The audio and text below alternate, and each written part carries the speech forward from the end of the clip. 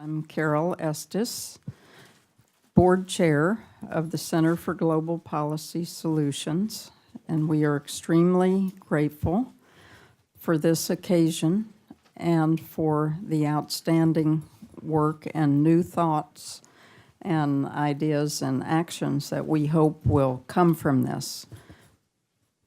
Dr. Rocky Moore, welcome. I was just beginning.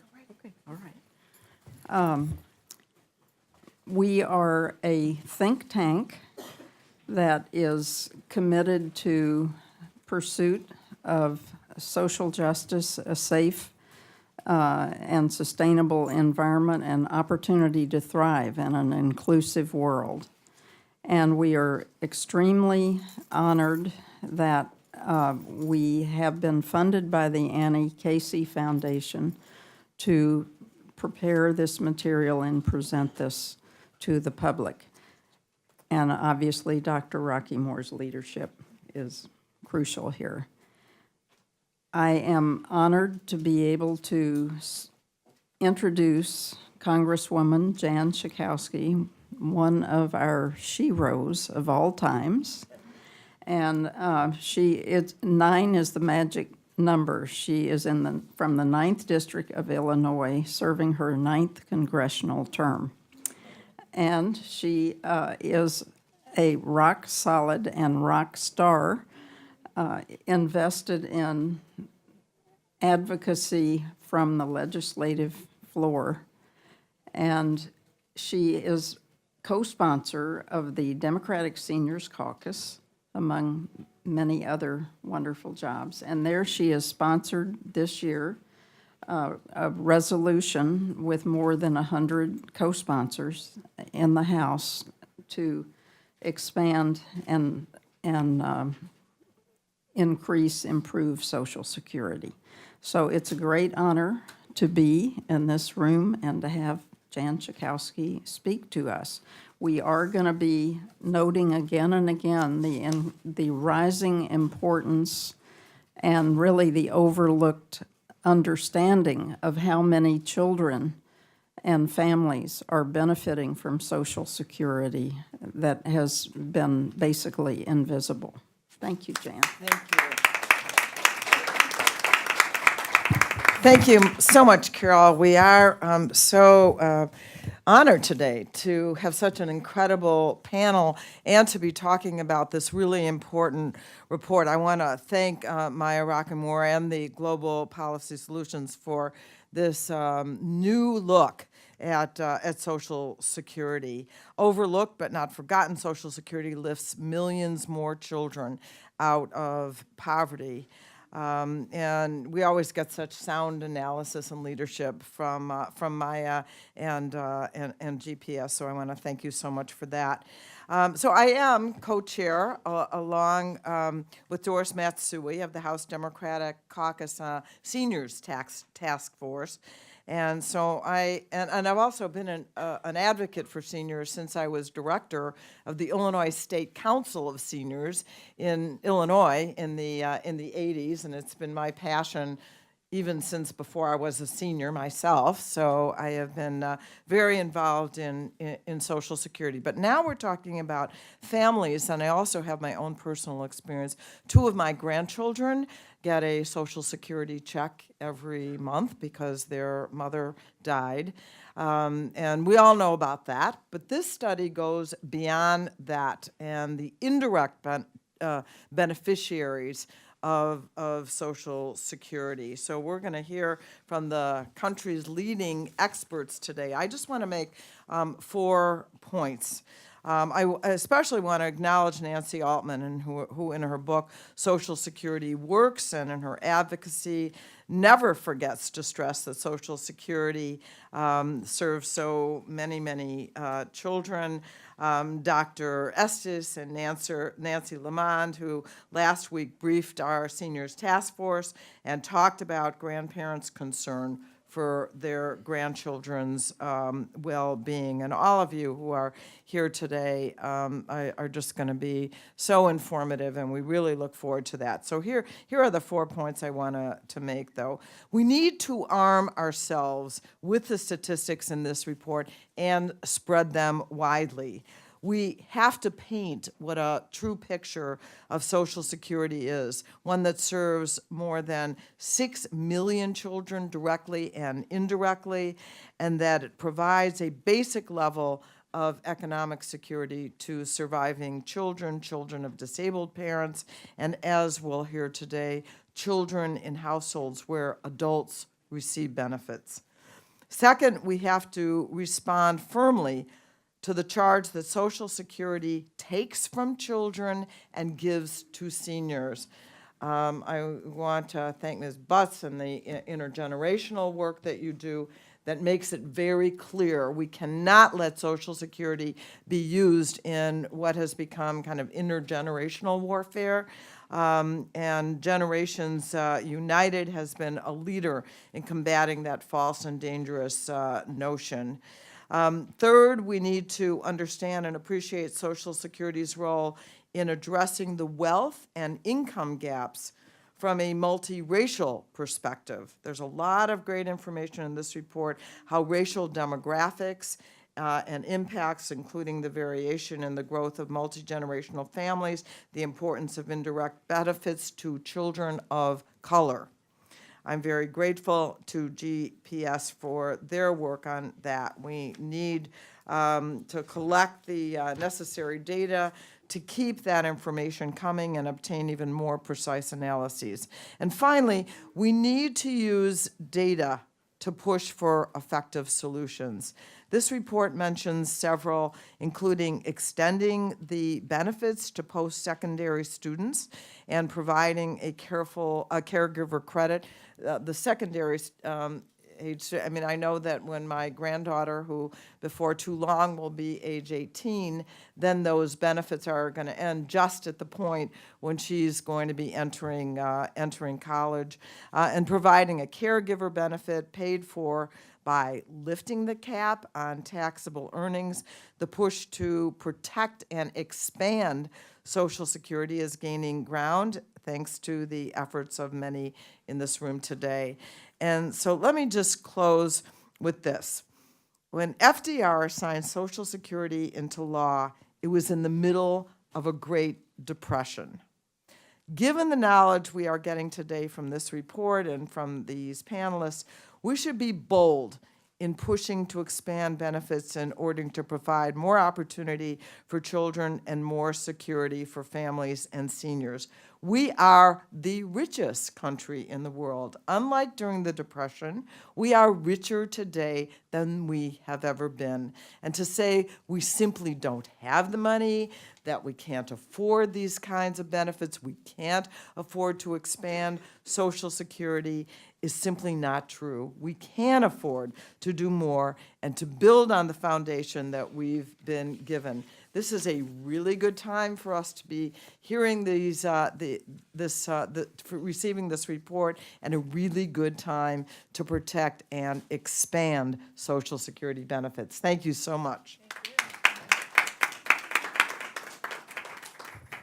So I want to thank Congresswoman Jan Schakowsky. When we say that she is a champion and a shero of the movement to educate the public about the importance of Social Security and the reality that we can actually expand and not cut benefits in order to restore Social Security's solvency and make sure that it's there for the next generations, we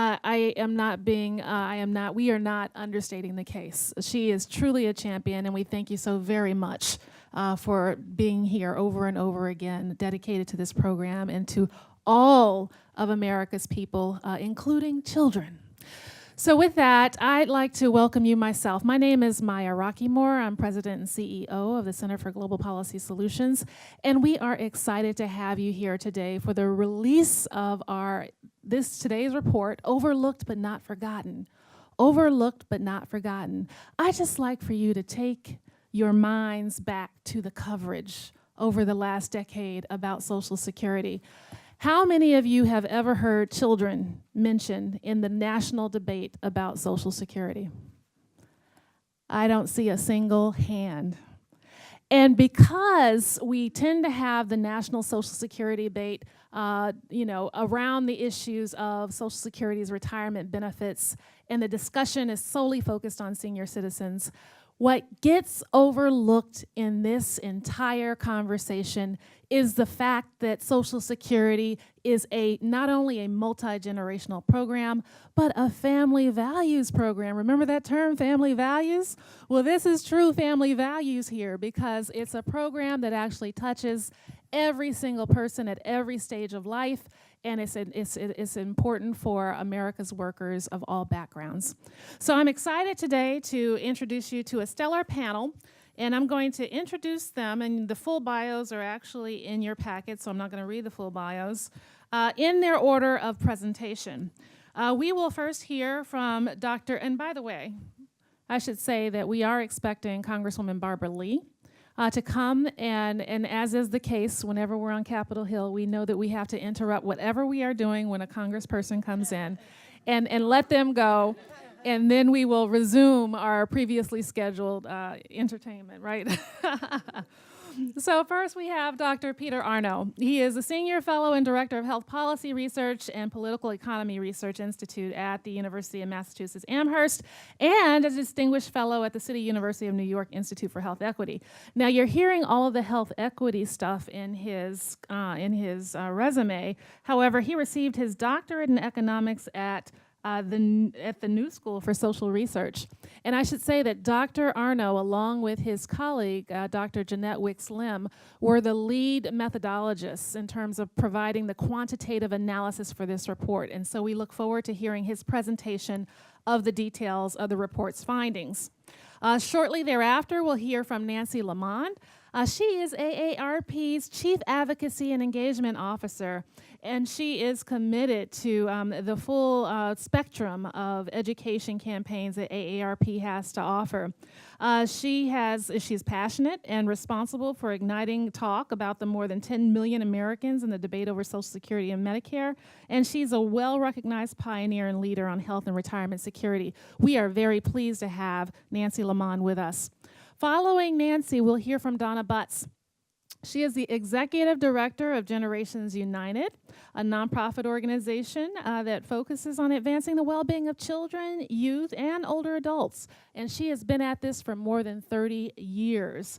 And so she brings a critical perspective about the multi-generational aspect of this program, and we look forward to hearing from Donna.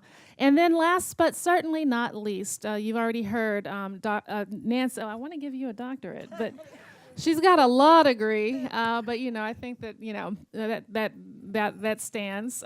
So Nancy Altman, she might as well be a doctor because she's written books, and she is, I think, one of the nation's preeminent scholars and experts on the Social Security program, and we're very fortunate to have her here today. She is a 44-year background in areas focused on areas such as Social Security and private pensions. She is the founding co-director of Social Security Works and co-chair of Strengthening Social Security Coalition and Campaign.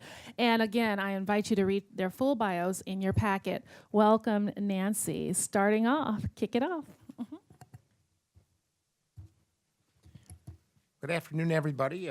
With those elegant remarks from Representative Schakowsky and Dr. Rockamore, I barely have anything to add, so I'm going to be very brief. And a little repetition is good for the soul, so bear with me.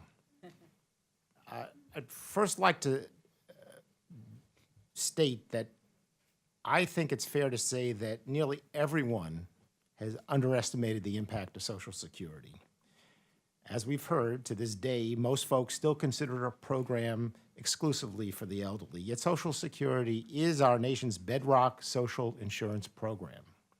It protects American workers, their families, and their children against the risks of poverty as a result of old age, death of a spouse or a parent, or life-changing disability.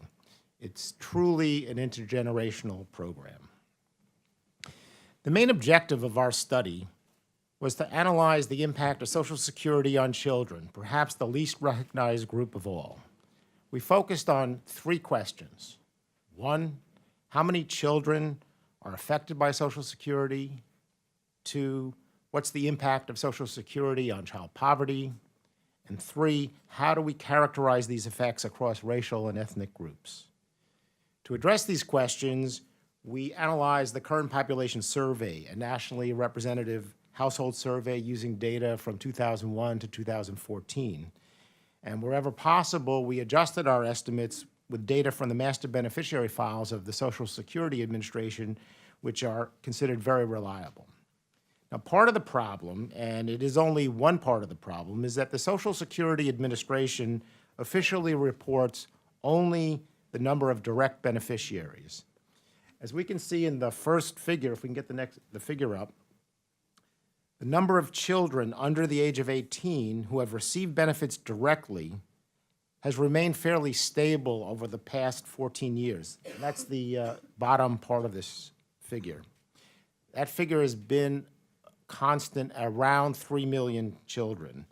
But there is a growing proportion of children who benefit from Social Security by living in families that receive Social Security benefits, and that's the top part of the figure. When these children are included, the number of children who benefit from Social Security more than doubles to 6.4 million in 2014. And this represents 9% of all U.S. children under the age of 18 and 11% of all Social Security beneficiaries. We can delve into some of the possible reasons for this dramatic growth in a few minutes, but first, I'd like to turn to Social Security's financial impact on children. If we can, the next slide. As household incomes have stagnated or declined over the past few decades, Social Security has become an important component of financial resources for children and families that receive either direct or indirect benefits, contributing nearly 40% of family income in 2014. And this is true for all racial and ethnic groups, and particularly for African American children, where benefits contribute 46% of family income. So there's more details on these figures and how they would derive, et cetera, in the report, but it is this critical income support role that is intrinsically related to the mitigation of poverty. If we can get the next slide. Social Security substantially reduces poverty rates among children and families that receive benefits by almost a fifth. And that you can see in the left-hand total column. It's a reduction from 43% to 26%. It's about a fifth. And this is generally true across the other racial and ethnic groups as well. I would offer 2 observations. 1, Social Security's role in income support and poverty reduction is undeniable. In 2014, it contributed close to 40% of income to these households and lifted more than 1 million children out of poverty. And secondly, we have work to do collaboratively that transcends any parochial interests.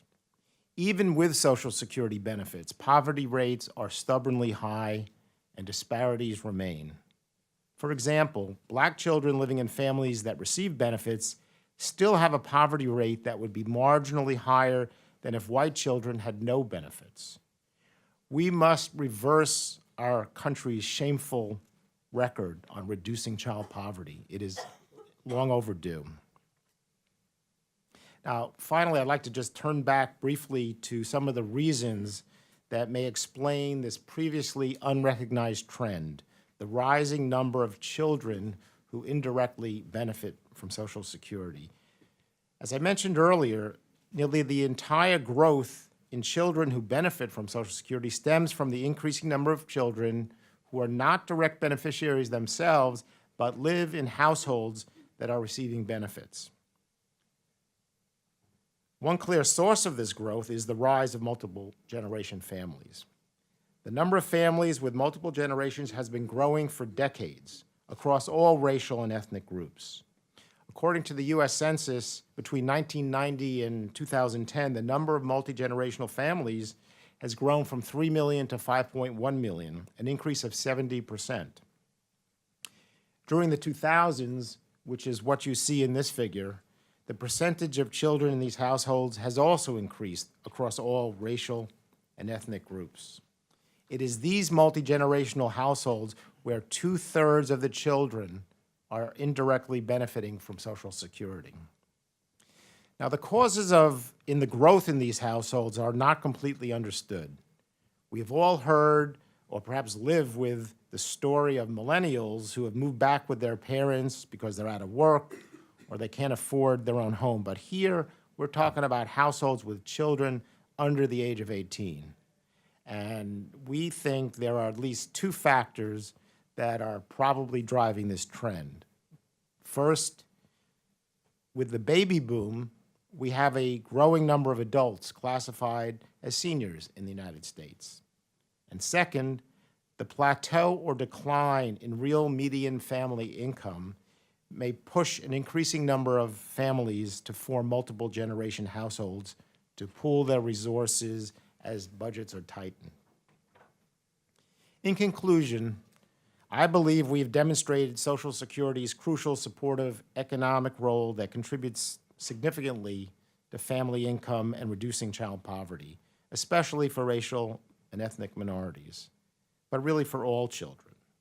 But now we must do a better job at bringing together and educating diverse stakeholders across disciplines and with the public to reach a more comprehensive understanding of Social Security's intergenerational role in supporting our nation's families and children. Thank you.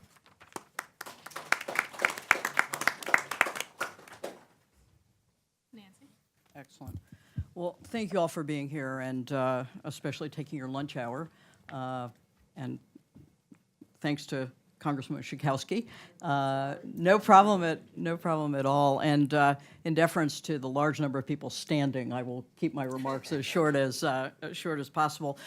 First off, I want to thank the Center for Global Policy Solutions and you, Maya, for this important contribution to the discussion. I'm going to try not to repeat the same information that's been given or perhaps information that will be given later on, but just to make a general point that while we at AARP tend to focus on the importance of Social Security to older Americans, we also recognize that the program changes the course of millions of children's and young adults' lives.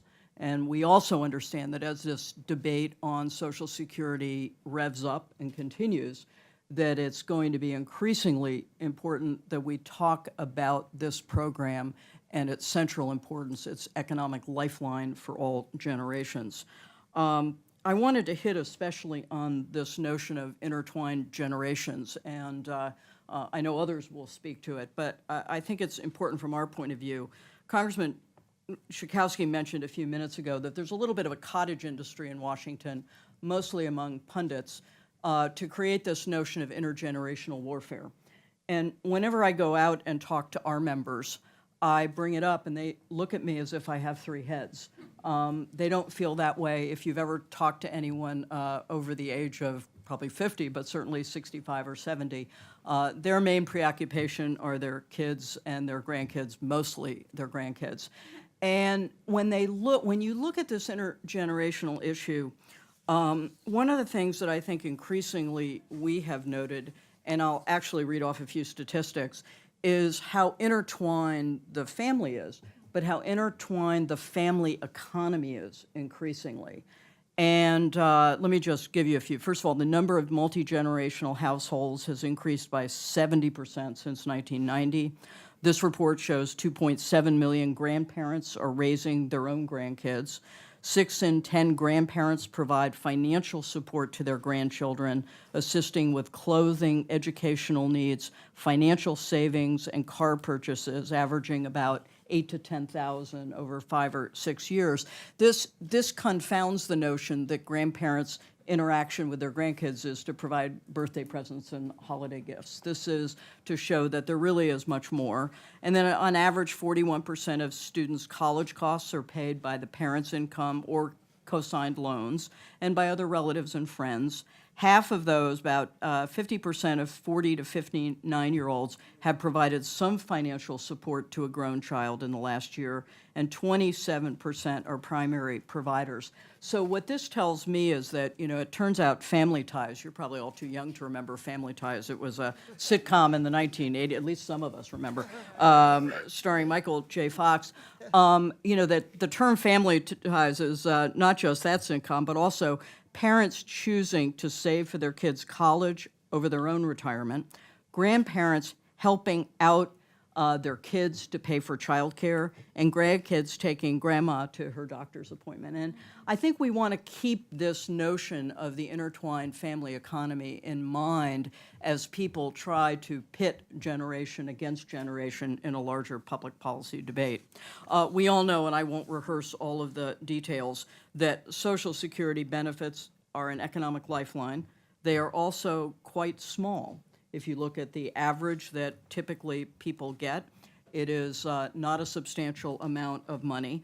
And also, if you realize that 2/3 of people when they retire, focusing on retirement for a moment, 2/3 of people in retirement rely on Social Security either exclusively or primarily for their income. So that's another kind of important piece. This notion of the interrelationship of generations, particularly as we move more into the kind of political world, has been an interesting one for me. I can tell you there is not a meeting I go to, particularly with someone who might typically disagree with our position, who doesn't point out to me that younger people do not believe Social Security will be there for them. How many of you think Social Security will be there for you? Good. This is an above-average group, because typically very, very few people do. And we have a lot of polls that show that.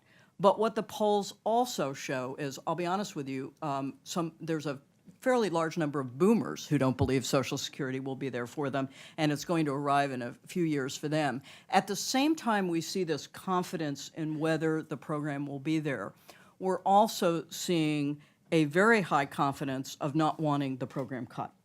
And so you can predict that while people might not think it's going to be there, on the other hand, all generations believe it should not be cut, and in fact probably should be strengthened. So there is support across generations. That again is something that I think a lot about, particularly in a calendar year divisible by 4. Now, in terms of the current debate, we at AARP launched a program, a campaign as part of the election cycle, I won't go into a lot of detail, called Take a Stand. And our focus during this campaign is to primarily push the presidential candidates to tell us what he or she would do to improve or update Social Security. And then also as a second part, once we kind of have that information, is to move toward, okay, and how quickly will you address this in the coming years, believing that action in the short term is increasingly more important than waiting, as we typically do now, on all legislation until either the expiration date or well past the expiration date of a law. We are looking at this, we did some polling, 82% of people over the age of 50, this was our poll, said that having a plan for Social Security was a basic threshold for presidential leadership. And we thought that was actually quite interesting. Leadership ranked above experience and agreeing with me on my positions in terms of that. As we move forward in the battleground states, and again, leaving time for questions, we've articulated a set of principles we believe any Social Security plan should address. We think they're broad enough to allow different kinds of solutions, but unmistakable in their import. Happy to talk about that more later. And at the same time, we're pressing all the candidates in the congressional round to make a commitment that they will take action to update Social Security so it's both financially sound and provides adequate retirement income for current and future generations. It's a broad statement. It's meant to be broad, but again, a commitment's a commitment. And then also to encourage them to put on their websites, and we'd be happy for all groups to push candidates to tell us what they're going to do, whether it's for the part of the program that looks towards older Americans or the part that looks towards younger folks. So with that, we think it's a good issue in this election year. We've put on your seats, because I always go to these events and I never have a handout. So I thought, well, we have the largest publication of bulletins in the United States. I should bring them. But I urge you to look at it. In this month's bulletin, the AARP bulletin, we have a statement from Donald Trump and a statement from Hillary Clinton of what they will do on Social Security. And I urge you to read it, and look forward to not only hearing the rest of the panel, but hearing the kinds of questions you have. Thank you so much. Thank you.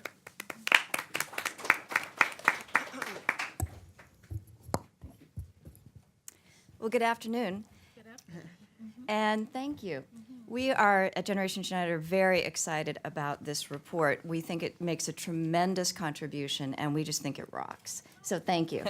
We've already started pushing it out, and we're going to be using it a lot. So it's absolutely fabulous. But when I was preparing for this morning, one of the things that I was remembering back to was a few years ago when the Washington Post did an article about Social Security as a retirement program. So I wrote a letter to the editor, and I said, well, it's actually a family protection program. And I talked about the children that received Social Security and how valuable that was and how we needed to keep that in mind as we were thinking about ways to strengthen it. And after it was published, I just was downstairs one day kind of skimming some of the comments, because I think it's always kind of interesting to see what people say about what you said. Even if you don't agree with them, I think it's always good to know there are people who don't agree with you. So there was one person who wrote back and said, well, thank you, Ms. Butts, for pointing out what's wrong with this program. Why it's being, why it's running out of money, why it's being overused. And my husband came down because I was like, what? And he said, well, duh, don't you get it? He's talking about all those 4-year-olds that are ripping off the system. It's the 4-year-olds. It's not the adults, it's the 4-year-olds. So it's just some of that, the way that people think about it and frame it. But I wanted to start, actually, this afternoon with a story. A story about a man who, he was 16 years old when he found his father dead from a heart attack.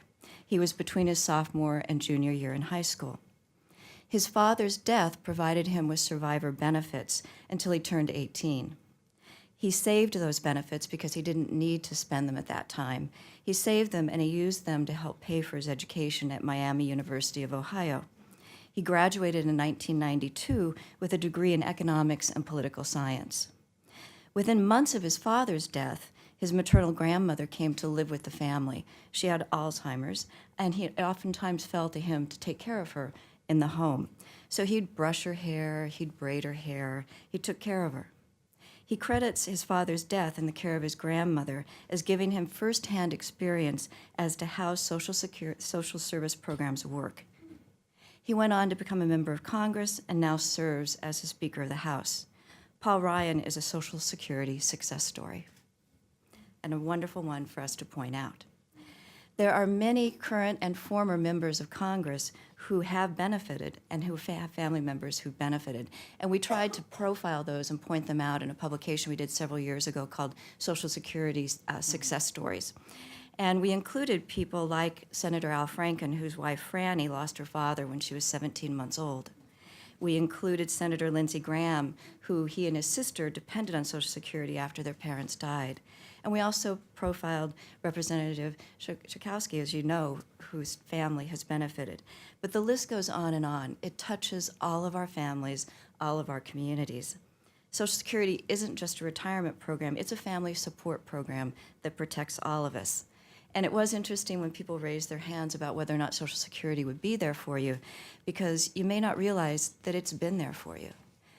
Had you lost a parent to death or disability, most likely you would have received survivor benefits. If you have relatives, I know that when my sister's husband was killed, my nieces and nephews depended on Social Security. That family did. So it touches all of us. So that's why we're really excited about this report and how it shines an incredibly important light on the important role that Social Security plays for children like Paul Ryan and others. It's also critical, as has been mentioned, to grandparents and other relatives raising children, and those who are living in multi-generational households. There are about 7.8 million children who live in households that are headed by grandparents.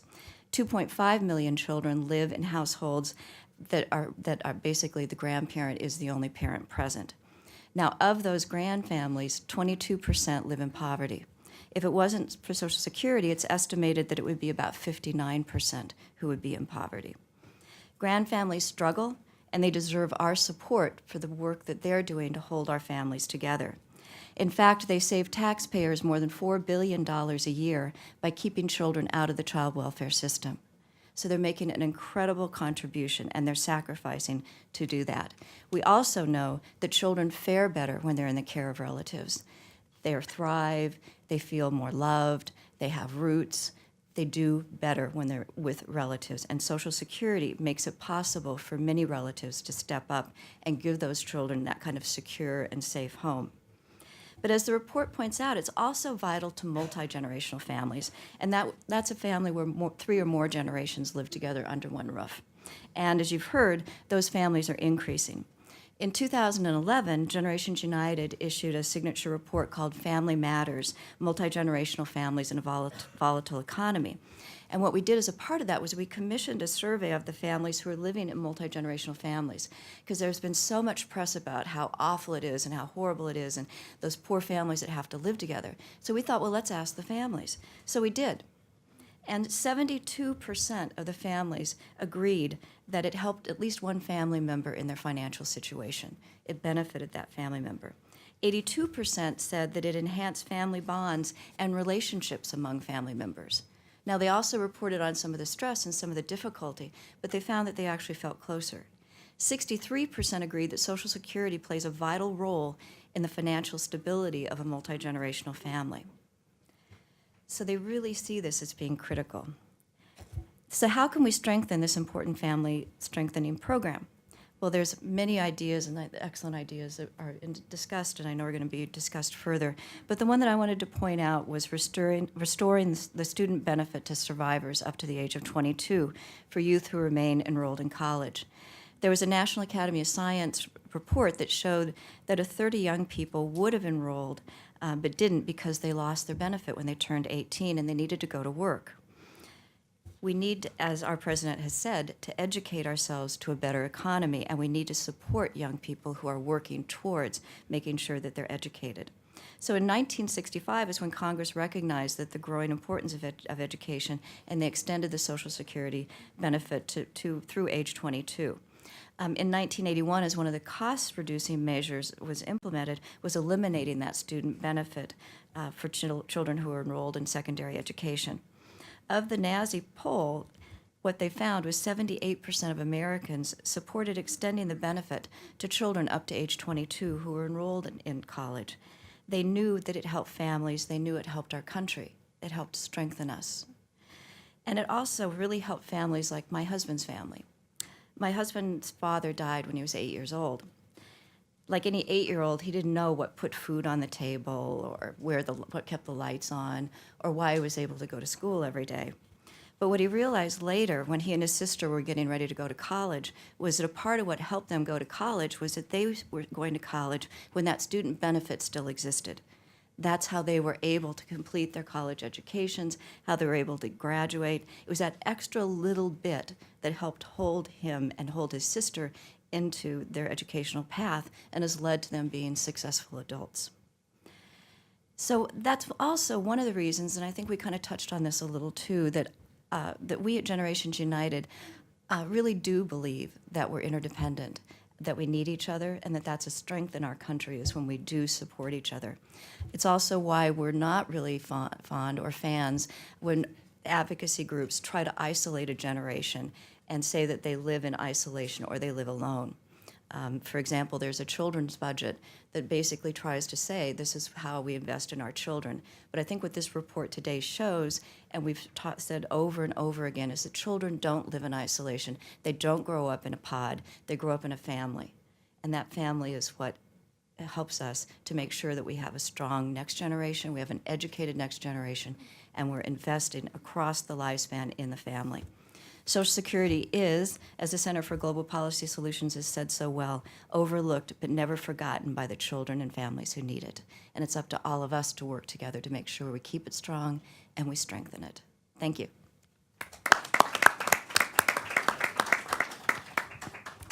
Well, I'd like to start where others have started and really emphasize how original and important this report is. I really urge everyone here, now you all have copies of it, to take it, to read it, to pass it on, and those of you in organizations to really amplify the message here and let people know about this report. It really is groundbreaking. The children's benefits have been part of Social Security almost from the beginning. They were added in 1939, just 4 years after the program was enacted and before monthly benefits had even started. And yet they've never been really well understood by the general public. The first commissioner of Social Security, in his memoir, talks about being so surprised that he was here in Washington and the wife of a cabinet secretary who had passed away and they had small children didn't realize until that event that Social Security provided for them. And here's someone who'd been in Washington, very active in policy. And that's true today. You know, I'm there in almost any group you're in, if you ask, you will find that there are people who, as children, received dependent benefits, received Social Security benefits. As Donna said, there are a number of members and former members who receive them. There are plenty of celebrities who receive them, but unless you receive them yourself, you often don't talk about it, and you don't, and others don't know. But it is a benefit that, as others have said, there's a tendency to say, oh, Social Security, it's about old people. But that's why this report is so vitally important. It is a family program. It protects, I knew someone casually whose husband died when she was pregnant. That child is getting Social Security benefits today. That program is there for all of us. And it's important to understand that these benefits have transformed the nation. Prior to Social Security, when children lost a parent, often they wound up in an orphanage. I mean, you could go to orphanages and find children who had living parents, but they did not have the financial resources to keep those families with them. Often those families were broken up, with children going to different parts of the family. Social Security has really transformed us and made us a much more compassionate and caring nation. It is, and not only are these benefits not well understood by the general public, there has been an effort, as others have said, to turn generations against each other. It strikes me as Washington. I mean, most families, you don't think, oh, good, I hope grandma's out in the street, or most grandparents don't think, oh, good, I hope my child can't go to kindergarten.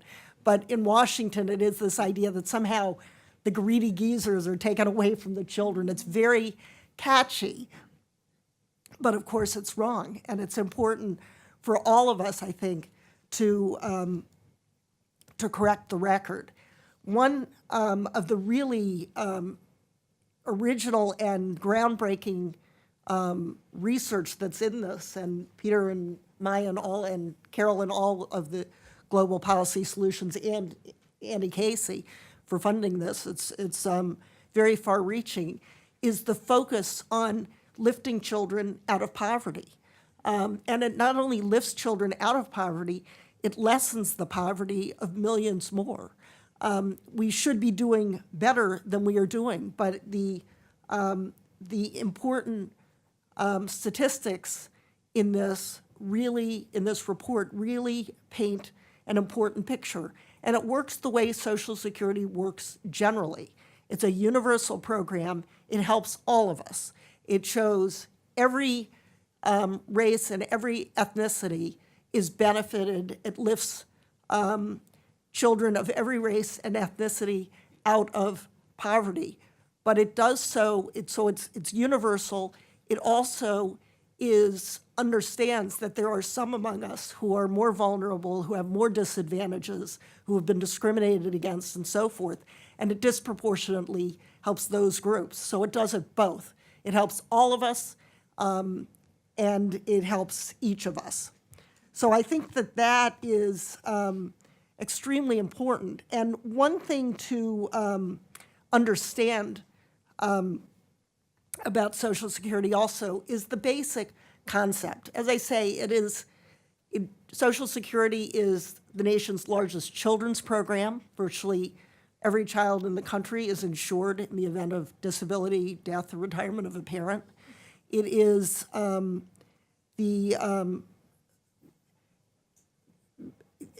it is our most important anti-poverty program. It lifts about 22 million seniors and over a million children out of poverty, lessens the depth of poverty for millions more. But that is a byproduct of what it is designed to do.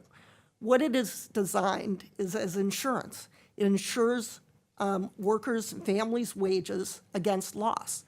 And the concept is that as important as anti-poverty programs, means-tested programs are at alleviating poverty, and they're essential and should be increased for sure, the concept behind insurance, and particularly Social Security's, it prevents poverty in the first place, which is the better way to go, so that a family doesn't face a devastating emotional loss and at the same time a crippling financial loss.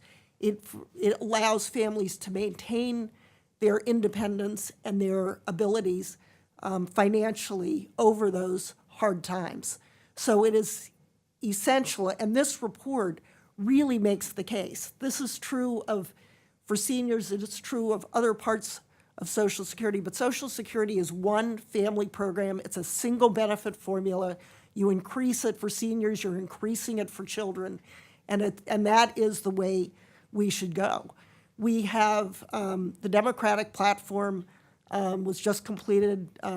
We don't have the final one yet, but we certainly have the draft, and there are reports about what was in the final one. And I'm delighted that the Democratic Party has made clear what this is the party that created Social Security in the 1930s, and they have come out strongly for expanding Social Security, not cutting Social Security. And as I say, if you expand Social Security, you're expanding it for children. There are a lot of ways to expand it, and a variety of ways to make it better for everyone and to make it better for children. We definitely want to bolster and strengthen that lifting out of poverty. That is a crucial, as Representative Schakowsky said, we are the wealthiest nation in the world at the wealthiest moment in our history. It is, I think, indefensible that our country has such high rates of poverty, and it is unnecessary. And one approach, among many, is to expand Social Security. So just to quickly rattle them off, and then we can get to questions. But the student benefit was one that Donna's already talked about. That's simply restoring a benefit that was once there and was repealed in 1981, but should be restored. They should be restored across the board. And that can be done in a number of ways. A number of quite progressive ways to do it. There are a number of, and those are both recommendations in this excellent report. Another one that's not in the report, but a number of other countries, industrialized countries, have are children's allowances. At a time when at the birth or adoption of a child, that is a time when there's financial stress on families. It's a time when wages are often lost because people take time out of the workforce. Other nations provide children's benefits, and again, if we are true to our belief, especially it's a talking point in Washington that people care about family values. It is a way of valuing families. So Social Security is a program, as our name says. Social Security works. It works well for all of us. It works well for children. It works well for those in the middle age. It works well for seniors. It works well for all genders, race, ethnicities. It is a program that works. We should build on its proven success. I hope the Republicans join the Democrats in going for expanding, not cutting Social Security. Thank you.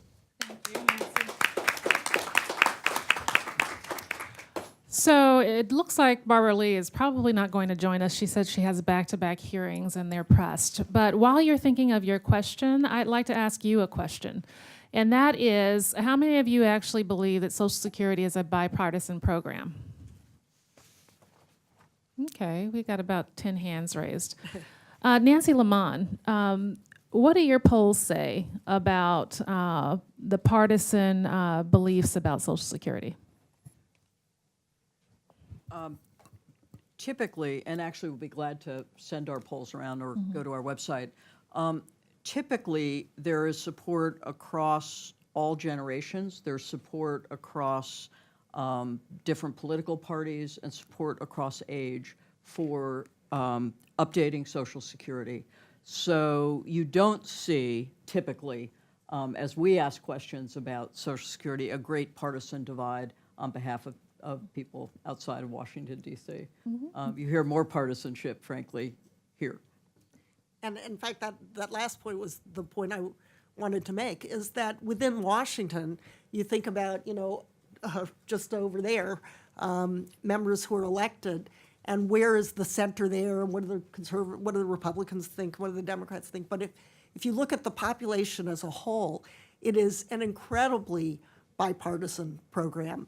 As we know, the American people are polarized over a lot of hot-button issues. We can all name them, but Social Security is not one of them.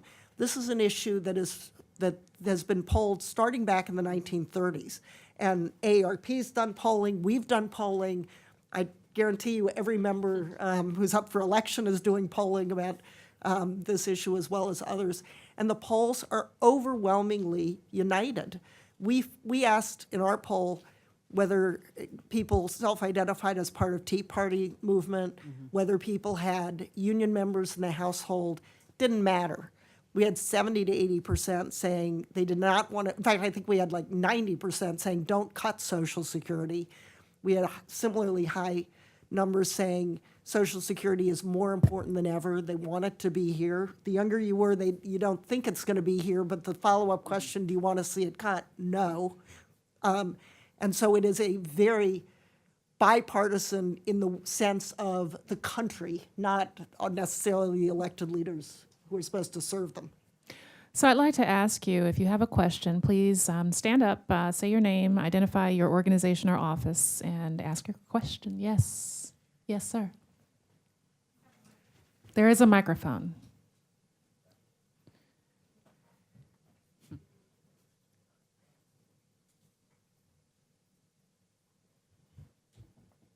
Thank you guys so much for the presentation. My name is Al Corva, and I'm an intern in Senator Ben Cardin's office.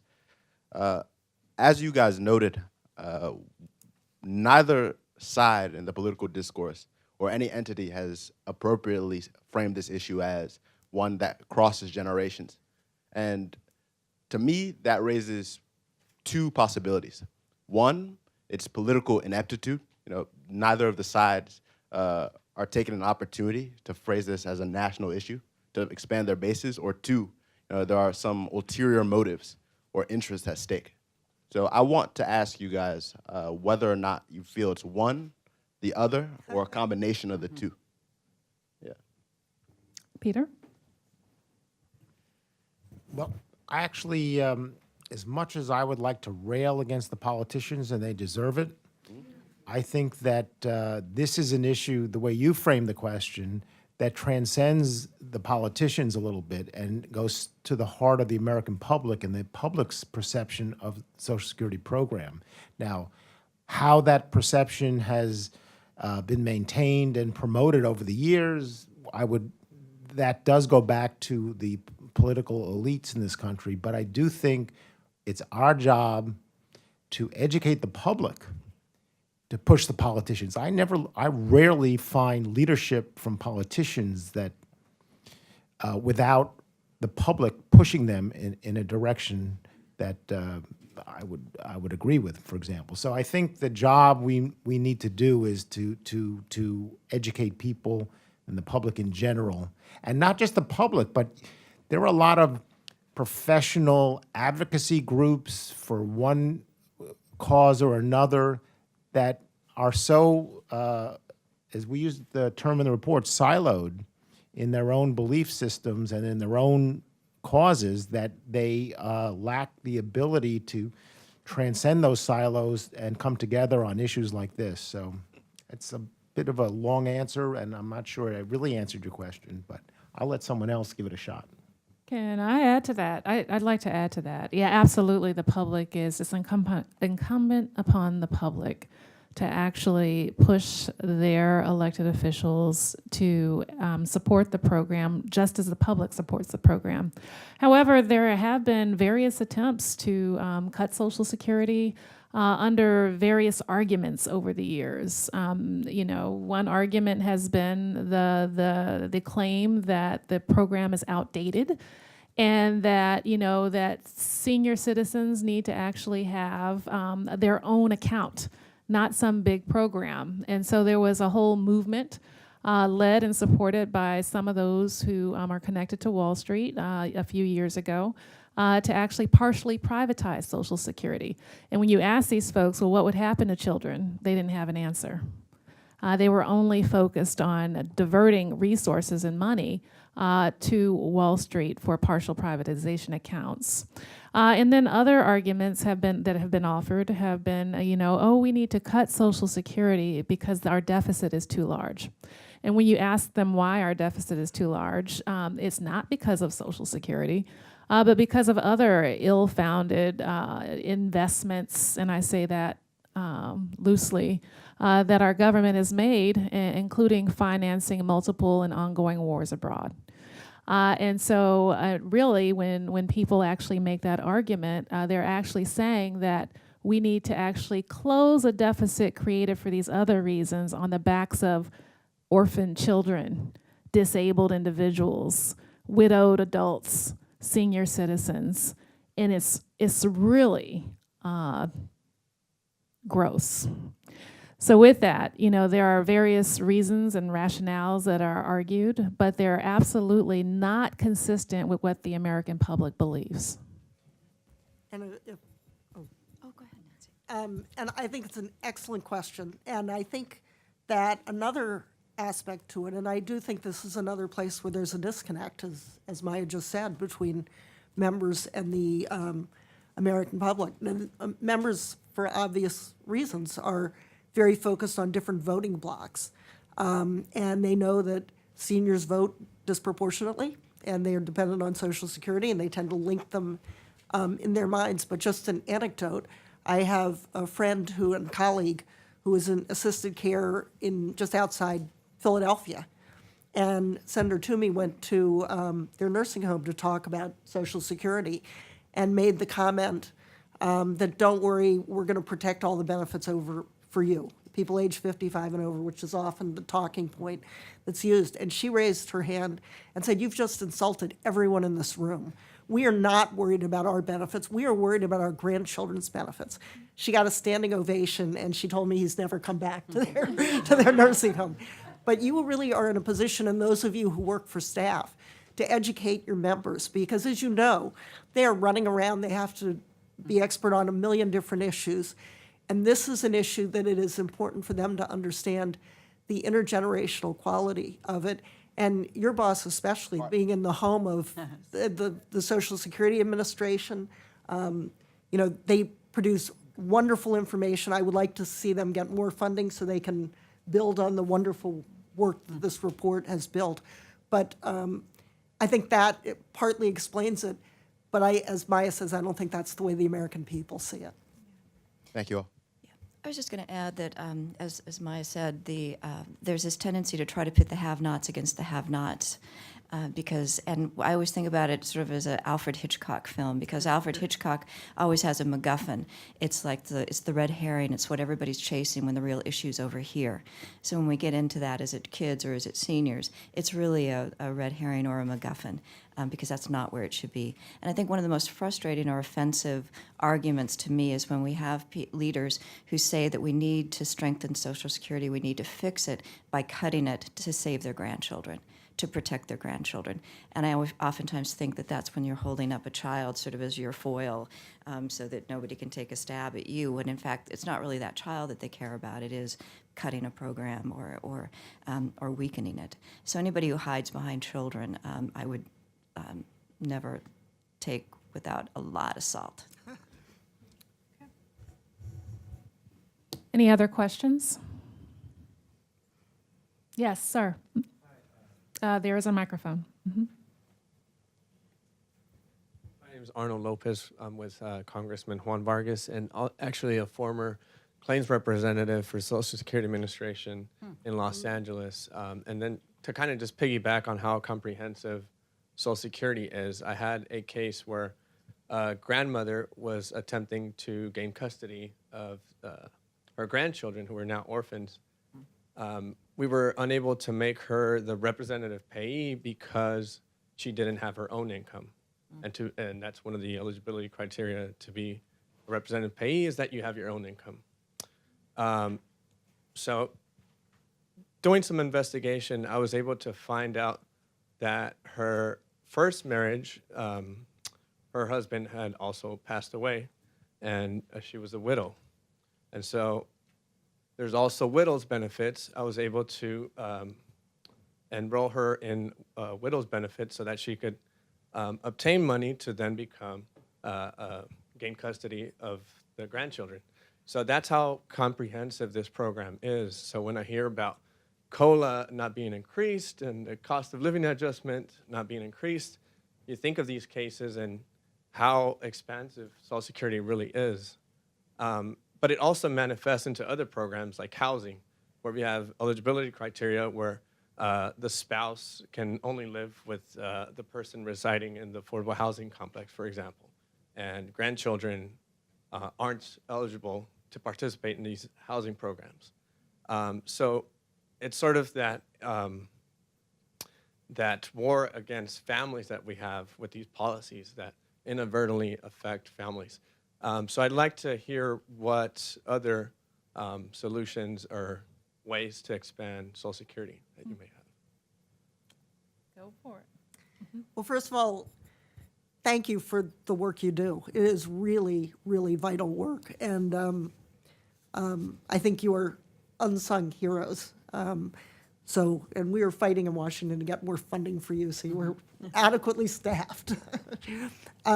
But this is a program that, as you can see, it works very well, and it has a lot of flexibility to it. So that there are a number of ways that it can serve the American public even better. So one obvious focus is the current benefits that are offered and increasing those. And there are a variety of ways of increasing them, and there are a variety of very fair, responsible ways of paying for the current and increased benefits.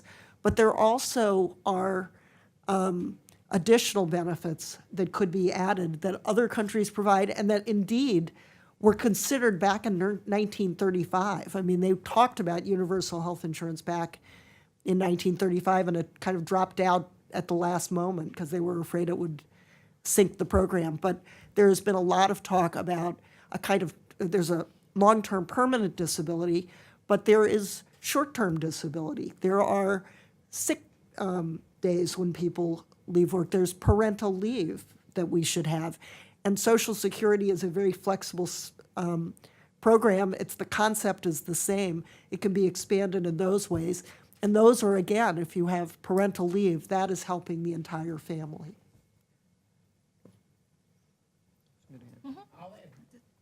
I'll just add one comment to that. There is a minimum benefit for low career earners, and that is dreadfully out of date and almost useless, and really needs to be updated.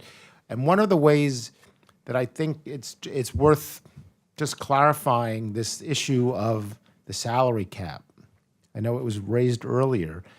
This year, in 2016, the salary cap is $118,500. That means that any wage income above that is not taxed, and is money not going into the Social Security Trust Fund. 94% of American workforce is under the cap. There's 6% of the workforce that's above the cap, but that 6% in last year, the wages of that 6% was over $1 trillion. That's actually real money. And that money can be, some of that money ought to be part of the taxing revenue source for securing the financial security and increasing, a source of increasing benefits and so on. This is a battle that's been waged, and you guys have been fighting this battle for a long time. Raise the cap, raise the cap. And okay, the Democratic Platform Committee has come up with, say, let's expand, let's support Social Security. But when it came to raising the cap, as my understanding is, it's not in that platform. And I don't know why there's so much opposition to it. The Medicare program, which is also administered under the same laws that formed Social Security, also had a salary cap that was eliminated in the 1990s. There was a cap on Medicare wages. And now Medicare, A, there's no cap, and B, they have additional sources of revenue where they generate revenue not just from wage income, but increasingly with the rise of economic inequality and wage stagnation that we face in this country, a lot of income is not even from wage income, particularly in the top 6%, where a lot of that income is coming from asset income, dividends, hedge fund money. All of that money is exempt from the Social Security taxing system. So this is something we need to keep the pressure on, I think. I think it's one of the ultimate solutions. It would take us a great deal the way towards long-term 75 to 100-year financial solvency and provide the revenues to expand the program the way it should be. Well, just to add, Peter stimulated several thoughts from mine, so thank you. I think the raising the minimum is an important point, and that goes to, again, various ways the program can be expanded. So there can be across-the-board universal increases, which of course will help all the children we are talking about. You could increase dependence benefits, which would benefit those children even more.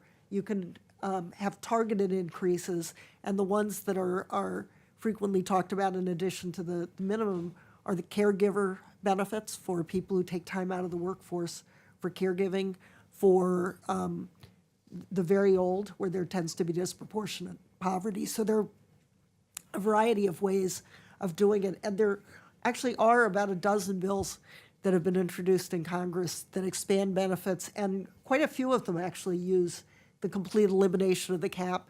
What others do, what Senator Sanders did in his bill, and what kind of got a nod in and Secretary Clinton was not as specific, but talked about, was a kind of gap where the base goes up slowly each year, and to immediately impose it on, in this case, they say 250,000 or more. But I think your point is extremely well taken, Peter, about the wealth inequality, because what has happened is that with all the increasing costs of health care, so a lot of wages now are not in cash wages, but are in these in health insurance, and with an enormous amount of growth of so-called unearned income, it makes sense to look, in addition to the wage base, which we will always be and always has been the primary source, but other dedicated revenue as well. So there, as Representative Schakowsky said, we're wealthy enough to do it. It's a question of will and values. Are there any other questions? Okay, so before we end, I'd like to just say that that the Center for Global Policy Solutions did commission parts of this report, and we thank Peter and his colleague Jeanette for that excellent quantitative analysis and help with writing. I'd also like to thank somebody I didn't notice until halfway through and that's Miss Leah Smith. Wave your hand. We actually contracted with Leah to actually conduct the interviews with Social Security child recipients and to write the case studies, and so she did an excellent job. Thank you, Leah. I'd also like to recognize Miss Sarah Murphy-Gray. Wave your hand, Sarah, who led the writing internally at the Center for Global Policy Solutions to pull all the pieces together, and she sacrificed a lot and did a lot, and we thank you, Sarah. And of course, I can't forget Miss Simona Comby for doing all of the smoothing over and the fancy graphics and leading that effort to get it all nicely packaged. So with that, can we thank our excellent panelists for a wonderful, wonderful presentation. And I'd like to thank each of you and to encourage you to go back, share this with your other staff members and your bosses. Thank you.